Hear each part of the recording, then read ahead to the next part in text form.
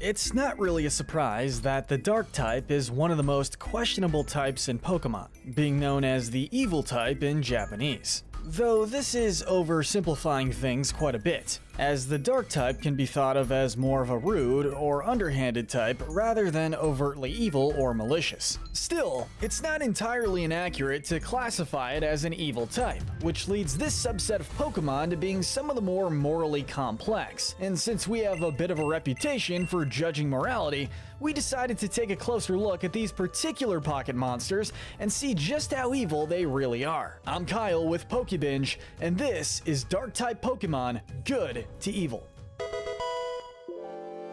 But first, we have to cover a few ground rules. We'll be judging these Pokemon by the characteristics of the species as a whole, meaning we typically won't be looking at individual instances of the Pokemon in question. An exception can be made for some legendary Pokemon, but this will mostly be on a case-by-case basis. We'll primarily be looking at their Pokédex entries, though appearances in the anime and spin-off games may affect their ranking as well. And lastly, we'll be grouping these Pokemon by evolutionary families. With all that said, let's get into our ranking. As usual, we'll start with our most noble and honorable creatures and work our way down to the most evil. These Dark-type Pokemon are the good. Our gold medal of good will be going to the disaster Pokemon, Absol. This is actually a good example of a bad Dark-type Pokemon since Absol merely gets a bad reputation. It has the ability to sense natural disasters and often comes down from its mountain home to warn nearby villagers of their impending doom. The trouble is, because it does this, people mistakenly believe that it caused the disasters, so it's shunned and scorned whenever it arrives.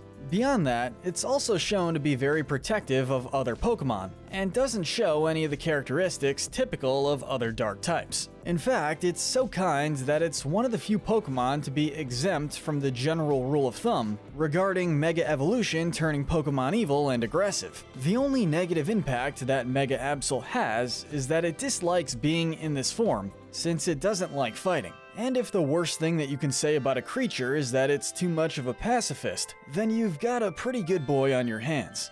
The silver medal of good goes to the ninja Pokemon, Greninja. For this entry, the Pokédex isn't going to help us here, as all it tells us is that Greninja creates weapons out of compressed water. Anime appearances won't help us either since they're all owned by trainers, which doesn't really tell us much about the species overall. They've been shown to be consistently portrayed as the stereotypical honorable ninja archetype, so that might be more of a characteristic of the entire species. What does give us something to work with is the existence of the bond phenomenon.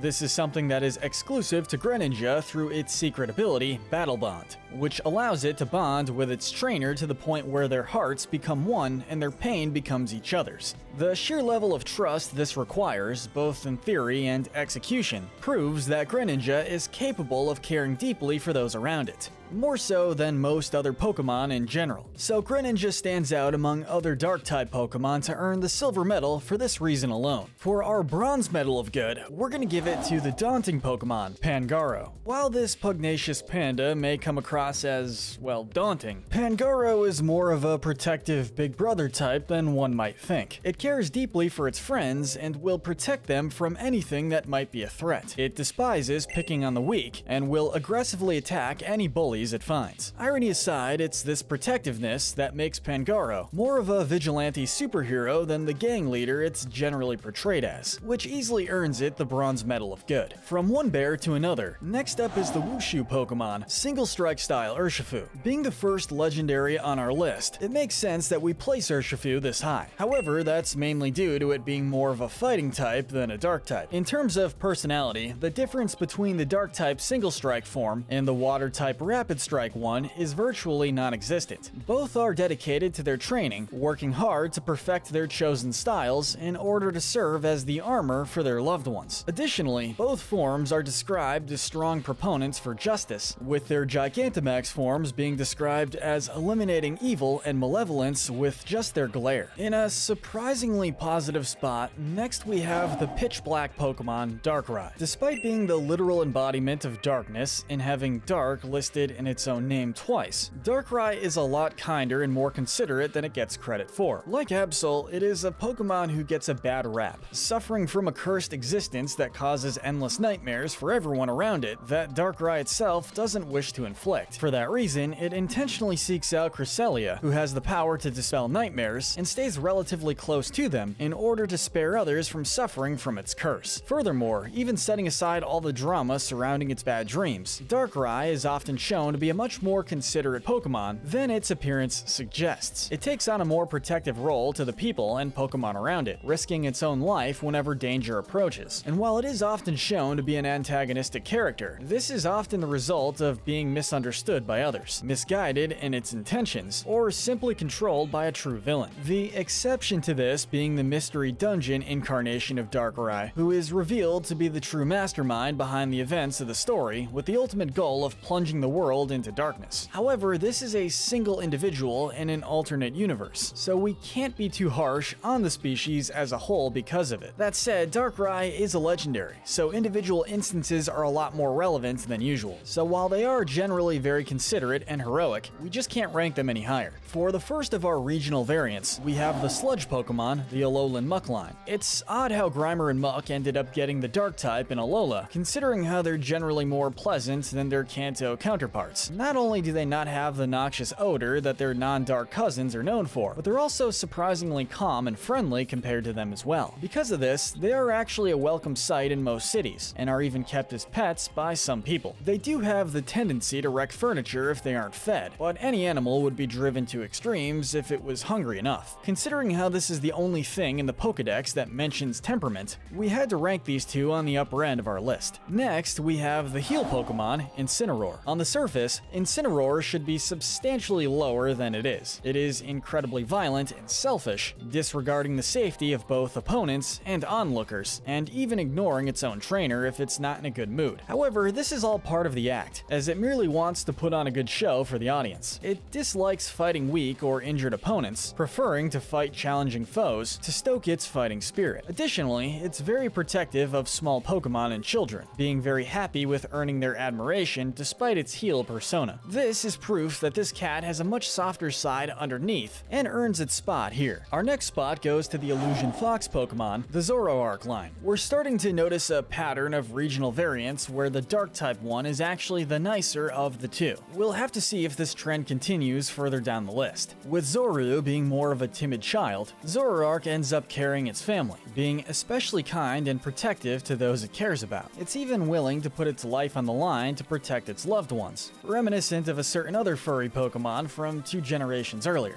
This is even more ironic considering its Hisui form, but we'll elect to ignore that tangent for now and just say that these two are quite a nice family for being tricky foxes. We've got another legendary on our hands with the rogue monkey Pokemon, Zarude. While they may appear to be aggressive, spiteful loners, Zarude is actually a lot more caring than its appearance would suggest. They actually live in packs, making the legendary classification a bit suspect, and they're incredibly protective of one another. Additionally, they are exceptional healers, using their vines to instantly restore wounds and fertilize the forests they live in. And let's not forget about Dada Zarude, who was shown to be kind and caring enough to raise a human child despite being ostracized from its pack for doing so. Unfortunately, it's this exclusionist nature that keeps these monkeys from ranking any higher, but for the kindness they exude deep down, we'll still give them a decent spot in this tier regardless. Next, we're going to take a look at the Bone Vulture Pokemon with the Mandibuzz line. Much like real vultures, Vullaby and Mandibuzz prey on weakened and deceased Pokemon,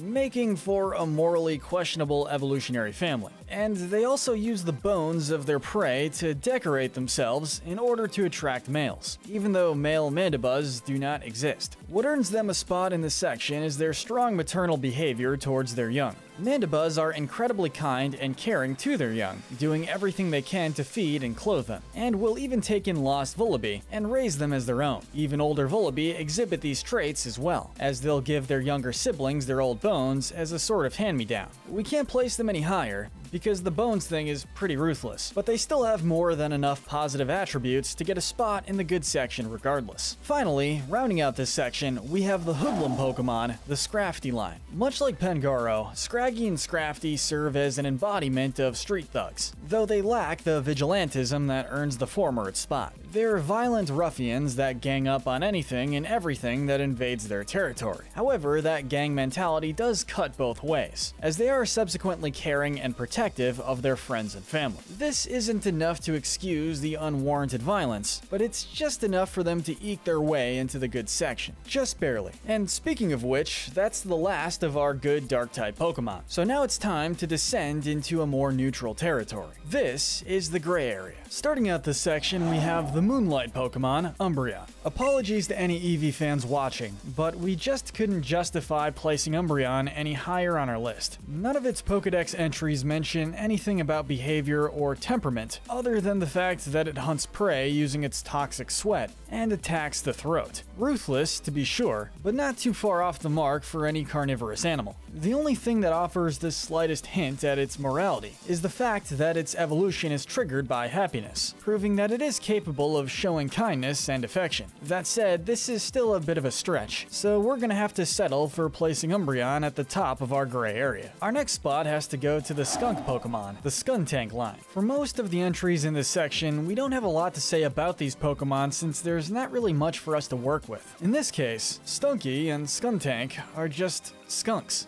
That's about it. So they're carnivorous skunks that spew poison, but they don't exhibit any behavior beyond basic animal instinct. The only thing that we can say is that Skuntank apparently has zero chill, as they tend to go overboard spraying their prey with noxious poison that even Skuntank can't stomach. Amusing, to be sure, but not really good or bad. Similarly, we'll be giving the next entry to the Bite Pokemon, the Mightyena line. While Poochyena and Mightyena are pack animals, they aren't described as being particularly kind or protective of their pack. For the most part, they're just dogs, or hyenas if you want to be precise, that hunt in packs and coordinate their attacks. Again, this is just how animals of their kind operate, so we can't really say much. Keeping this theme going, we'll move on to the wicked Pokemon, the Shiftry line. Ignoring the non-dark Seedot, the Pokédex really tries to vilify Nuzleaf and Shiftry by classifying them as wily and wicked respectively. Despite this, it utterly fails in this regard as nothing else in the Pokédex suggests anything of the sort. None of their entries mention anything about their actual behavior or anything to suggest that they're wicked, with the closest it gets being that Nuzleaf's whistling sounds mildly eerie. Because of the ambiguity, we have to place them both comfortably in the gray area. Another short entry, next we have the dark Pokemon, the Houndoom line. Much like the Mightyena family, Houndour and Houndoom's worst crime is working as a pack to hunt down prey. The main difference being that these dogs spit fire with poison mixed in so that the burns they inflict never heal. Again, this sounds bad, but this is a function of what they are rather than who they are. Even Mega Houndoom doesn't help us here, as all the Pokédex has to say about it is that it's in constant pain due to the intense heat of its own fire. Moving on to the Hisuian Samurott. Another case of the Pokédex not giving much information, but considering how recently it was revealed, that's to be expected. That said, even for a new Pokemon, there's still a lot left to be desired in terms of information. Samurott is the only one of the starters not to receive an explanation for its Hisuian evolution, and what little information it does have is limited to talking about its battle prowess. It does describe it as being hard of heart, but without further context, that could just as easily apply to the regular Unova variants as well. For the last of our no-info species, we have the Sharp Claw Pokemon, the Weavile line. Much like the Shiftry line, the Pokédex tries to pass off Sneasel and Weavile as being mean Pokemon, but also fails to provide any examples. All it mentions is how sharp its claws are and how intelligent and coordinated it is when hunting in a pack. Again, not too far off from any carnivorous pack animal. The only hint to it being meaner than other Pokemon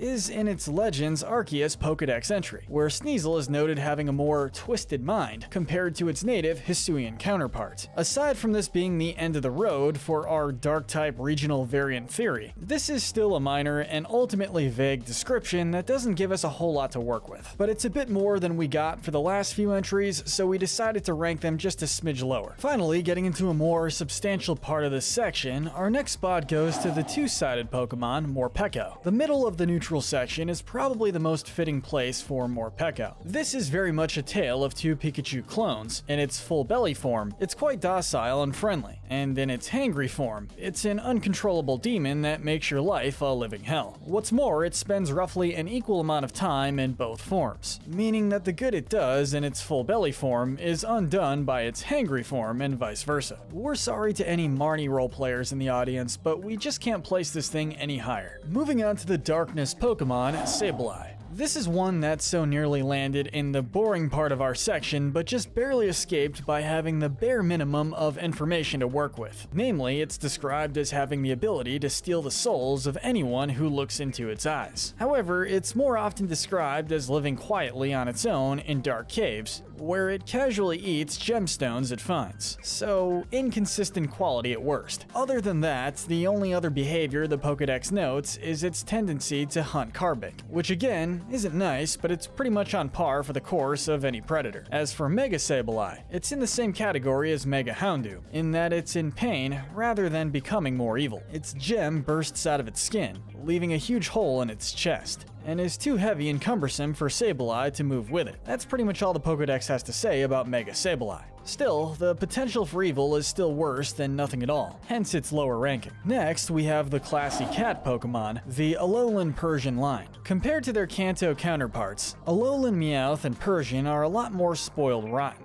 Extremely proud and arrogant, they seldom listen to anyone else and will often let their overconfidence get the better of them. Other than that, there's nothing that seems too far out of the ordinary. There is its Ultra Sun Dex entry, which describes how it likes to torture its prey, rather than finishing them off, which is a bit cruel. That said, anyone who's owned a cat will tell you that's pretty much normal behavior, so we won't knock off too many points. In a surprisingly neutral position, next we have the malevolent Pokemon, Galarian Moltres. Despite looking like something out of a John Carpenter film, Galarian Moltres doesn't actually do anything especially malicious. The only thing that the Pokédex talks about is the dark aura that surrounds its body, which has the power to drain the life energy of anything it targets. However, its actual behavior doesn't get any particular mention at any point. The only time we see it acting as an independent creature is when it's encountered at the Dynatree Hill, where it's seen battling Zapdos in Articuno. Even then, Moltres comes off as the nicest of the three, as the others were the instigators of the fight, while it was minding its own business and only fighting in self-defense. Ultimately though, we don't know enough about this bird to say one way or the other, so we'll trust its Pokédex classification this time and place it on the lower end of the gray area. Next we have the blocking Pokemon, the Obstagoon line. Comparatively, Galarian Zigzagoon and Linoon, as well as Obstagoon, are a lot more aggressive in relation to their Hoenn versions. They constantly taunt and goad others into attacking them so that they can fight back, eventually incorporating this tactic into their signature move, Obstruct. Unlike similar entrants, these three have no real redeeming features to justify their personality. However, this is also fairly mild in comparison, as they aren't especially vicious about it. Zigzagoon's attempts even come across as a playful ploy for attention, rather than scrapping for a fight. For that reason, these three are more like a bunch of jerks instead of evil, so we can't place them any lower. Our next spot goes to the Scarecrow Pokemon, Cacturne. Objectively speaking, Cacturne is no different from the entries at the start of this section, in that it behaves much like a pack animal hunting prey. It's the methods it uses and its prey of choice, however, that earns this creepy cactus a lower ranking. Being nocturnal desert dwellers, they wander around looking for lost travelers, weakened by the hot sun, and stalk them and brutally kill and devour them. Not only is this method a lot more cruel and premeditated, but this means that these Pokemon are hunting and killing humans rather than other animals. As bad as that is, it's still instinct-driven predation, so they have to remain in the neutral tier. And just missing out on the bad tier, we have Guzzlord. While this Ultra Beast's constant and indiscriminate consumption of anything and everything within reach sounds bad, We decided to cut Guzzlord some slack for two main reasons. One, it doesn't appear to be doing this out of malice, but a genuine need to consume and create energy in order to exist. Whether this makes it better or worse is up for debate, but for our part, we're gonna say that the lack of malicious intent makes it more palatable than what we'll get into in the next section. The other, more substantial reason is its Ultra Sun Pokédex entry, which it shares with the majority of Ultra Beasts at one point or another. It says that, while it is a dangerous alien in our world, it's apparently fairly common and comparatively harmless in its own world. In other words, this behavior is either a normal function, which has disastrous consequences in our world that Guzzlord is unaware of, or is a self-defense mechanism due to being trapped in an unknown world. Because of this, we had to give it some leniency, if only a tiny amount. And finally, we come to our last section, where the darkest of dark Pokemon reside. These Dark-type Pokemon are the bad and the evil. But real quick guys, before we get into our next section, do me a huge favor and hit that notification bell if you haven't already. It really helps the channel grow, and we've got a lot of new Pokemon videos in the works on the video games, the trading card game, the lore, and more. Thanks so much. Now let's get back to the video. Now, kicking off the evil section, we have the mouse Pokemon, the Alolan Raticate line. While they aren't as aggressive as some of our previous entrants, Alolan Rattata and Raticate are the first Pokemon on this list to display actual malicious intent. Now, it might be exaggerating a bit, as all they do is steal and hoard food, but given how few of the previous have this level of willful mean-spiritedness to them, this is a solid start to the bad category. This is especially noteworthy since Raticate hoards food from even its own lackeys, to the point where even Raticate can't possibly eat all of it. In the grand scheme of things, this is a pretty minor point, but again, it's a good introduction to what the rest of the list is gonna look like. Speaking of which, our next spot goes to the fox Pokemon, the Thievul line. Much like our last entrant, Nickit and Thievul are thieves, as the name would suggest. However, these two have a lot more tricks at their disposal, which they use to steal from their targets. From silent footsteps and tails that sweep away their footprints, to scent-marking targets so that they can stalk them back to their nests, they're pretty much guaranteed to get away with their thefts. In fact, they're so good at their jobs that they survive exclusively on their ill-gotten gains, without putting any effort into getting their own food. It's this skillful and premeditated intent that places these sick fox lower than the rats. Similarly, we have the cruel Pokemon, the Liepard line. It's fitting that these cats get placed next to the Thievul line, since they are mortal rivals. Like the foxes, Purloin and Liepard also steal from others, but unlike them, they don't have a reason to do so. They steal whatever they can get a hold of indiscriminately, of whether or not they actually need it solely for the purpose of making their victim frustrated. As for their food, however, they generally hunt for their own prey, and it doesn't get any better. They rely primarily on sucker punches and sneak attacks, and depending on their mood, can either finish their prey off quickly or slowly and painfully. The next spot goes to the big boss Pokemon, the Honchkrow line. As the avian representation of the Mafia, it's no surprise that Murkrow and Honchkrow end up here. The former acts as the cronies of the flock, stealing food, valuables, and pretty much anything sparkly that catches their eye for their leader, much like the Alolan Rattata before them. However, while Alolan Raticate was only guilty of being a bit stingy with its lackeys, Honchkrow is downright abusive to its henchmen. It rules over the flock with an iron wing, relentlessly hunting down any disobedient Murkrow and punishing them harshly for their failure or betrayal. It's this cruel-minded display of force that earns these kleptomaniacal crows a lower rank. Next up, we have the bulk-up Pokemon, the Grimmsnarl line. Oddly enough, Grimmsnarl itself is the least objectionable member of its evolutionary family, or at least it's the one we know the least about in terms of behavior. However, the earlier evolutions of Impidimp and Morgrem are nasty enough on their own to earn them a spot this low. The former falls into the same category as the last few entrants, in that they are thieves who sneak into people's homes and steal whatever they can. However, they do this solely to cause misery, as they feed off the negative energy that their mischief creates. Then, as a Morgrem, they turn into vicious little monsters, luring others into letting their guard down, so that it can stab them with its spear-like hair. If we knew more about Grimmsnarl, this group would probably be lower, but as of right now, this is the lowest we can go. Moving on to the Intimidation Draconian Pokemon. The Crocodile line is next. While Sandile gets off comparatively unscathed, these crooked crocs are all far too violent for their own good. Crocodile especially drags this line down, as its exceptionally vicious nature makes it one of the most fearsome creatures in the desert. The only real silver lining in this line is their symbolic relationship with Flygon, where they use sandstorms caused by the latter in order to hunt for prey. Still, any Pokemon aggressive enough to earn itself the nickname the Bully of the Sands is more than deserving of a spot in the bad section. For our second newest entry, we have the Pin Cluster Pokemon, the Overquill line. While we don't know too much about this line of Pokemon due to only being in one game thus far, it helps that the Jotonian Quillfish was a bit of a prick to begin with. Pardon our pun. Upon receiving both a Hisuian form and a new evolution, they become much more aggressive, attacking anything and everything around them with their poison, and becoming generally a nuisance to fishermen across the Hisu region.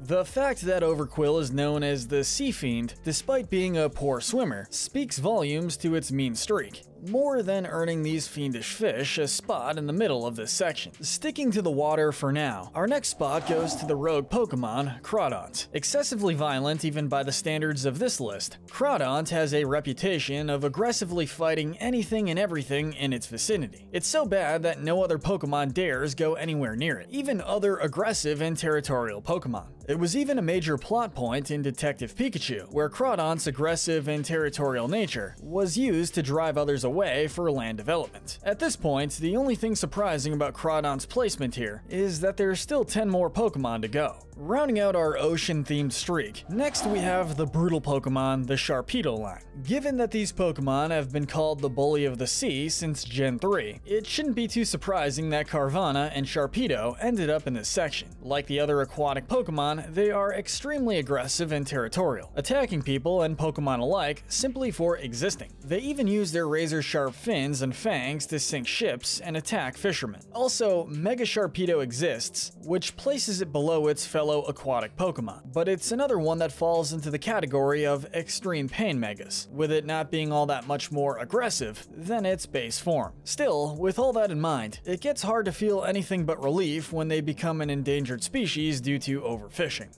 Coming back to land, our next spot goes to the Ogre Scorpion Pokemon, Drapion. Besides being the poster child for the argument for triple-typed Pokemon, Drapion is also one of the more cruel and sadistic Pokemon out there. It has some of the most potent venom of all poison types, yet it almost never uses it, preferring to use brute strength in order to tear into its prey. It constantly rampages about with impunity, attacking almost anything that comes anywhere near it. The one exception being Hippowdon, which it will generally try to avoid. But unless you happen to be a giant sand-spitting hippo, you're fair game for this vicious, non-bug type bug Pokemon. Next, we have another standalone entry with the armor Pokemon, Tyranitar. Ironically, the base form of Tyranitar is actually less aggressive than some of our previous entrants. Sure, it's constantly looking for something to pulverize, and its tantrums often require entire maps to be redrawn afterwards, but it actually does show at least a modicum of respect. It refuses to fight weaker opponents, and will often ignore them even if it itself is challenged by one it doesn't deem worthy. That said, that all goes out the window with Mega Tyranitar, who is driven solely by its desire to destroy everything in its path. It rampages endlessly, even to the point of ignoring its trainer's orders and attacking indiscriminately a friend or foe. That, and the fact that regular Tyranitar is still no angel either, makes this Godzilla ripoff a very deserving choice for a spot this low.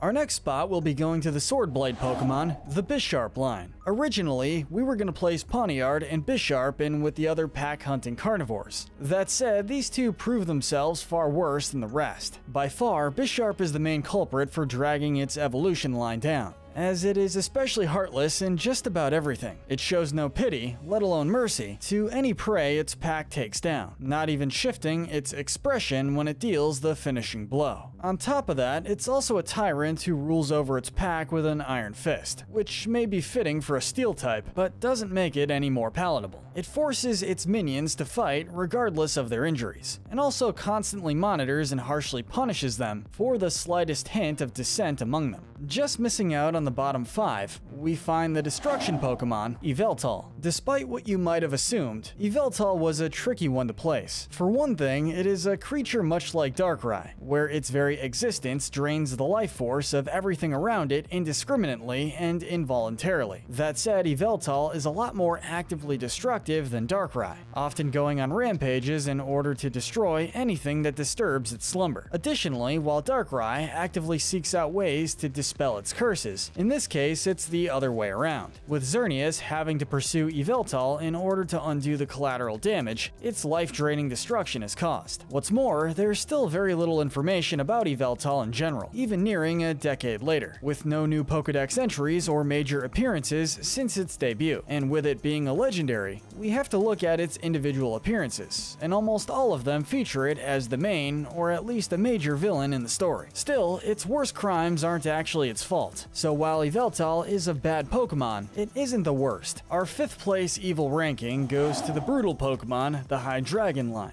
Usually with these multi-member evolutionary lines, one member generally stands out as substantially worse than the others. However, here, all 3 members are equally bad and dangerous in their own right. First is Dino, who blindly attacks, figuratively and literally, anything around it, even if it hurts itself in the process. Then, Zweilous takes the self-harm aspect to a whole nother level, as it constantly fights with its other head over food. Or anything, really. Finally, there's Hydreigon itself, who lacks the infighting of its previous evolution due to the smaller heads having no brains, but makes up for it by being unreasonably aggressive. It views anything that moves as an enemy, and will subsequently violently attack, destroy, and consume everything in sight. There is no bright spot with this line, so we have to rank them near the bottom of our list. Moving on, we have the atrocious Pokemon, Mega Gyarados. Being the only entrant on our list to be judged solely for its Mega form, it's no surprise that Mega Gyarados ends up this low. And even by the standards of Mega Evolutions post-Gen 6, Mega Gyarados somehow manages to stand out as one of the worst ones of the lot. While regular Gyarados was bad enough, with it constantly going on rampages that destroy everything in its path, its Mega form takes this to a whole nother level. Its brain has completely deteriorated, with the only functionality remaining is its desire to destroy absolutely everything in its path. The only thing keeping it out of our bottom 3 is the fact that it is still capable of listening to a trusted trainer, which just barely stops it from ranking in our bottom 3. And with that said, our Bronze Medal of Evil will be going to the forbidden Pokemon, Spiritomb.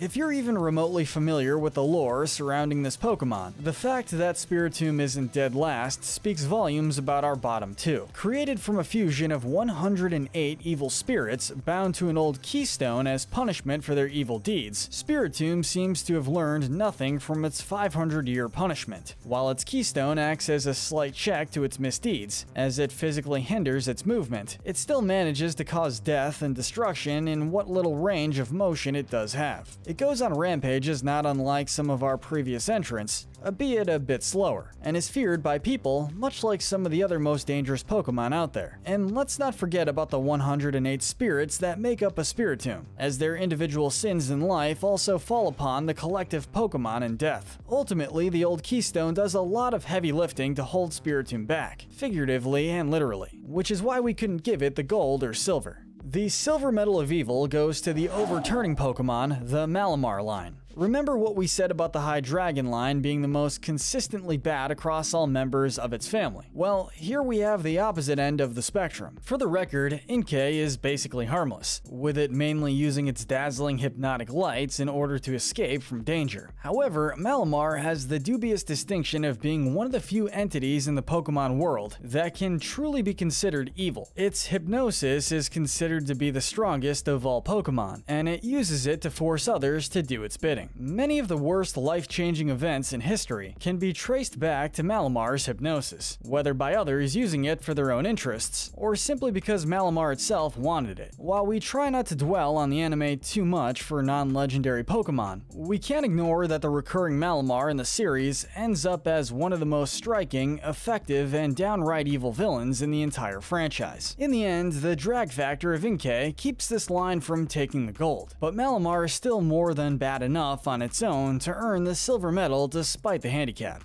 Finally, our gold medal of evil has to go to the Dijin Pokemon, Hoopa Unbound. While its confined form is only guilty of a small bit of mischief, the much stronger Hoopa Unbound is far more dangerous. It has the power to grab anything from anywhere, and it uses this ability to sate its never-ending greed. Its avarice is so great that it once stole an entire castle just to get the treasure that was hidden inside. However, this all pales in comparison to its devastating rampages of death and destruction. While other Pokemon have had this trait before, Hoopa manages to outdo all of them due to the sheer scale of devastation it can unleash. Obviously, Hoopa is a legendary Pokemon, and one of the largest in existence at that. However, remember that it can pull literally anything it wants out of its rings from wherever it wants, including other legendary Pokemon, each with their own world-ending levels of power. Between that and its overwhelming greed, we have to give Hoopa Unbound the gold medal of Evil Darkness. And with our spectrum out of the way,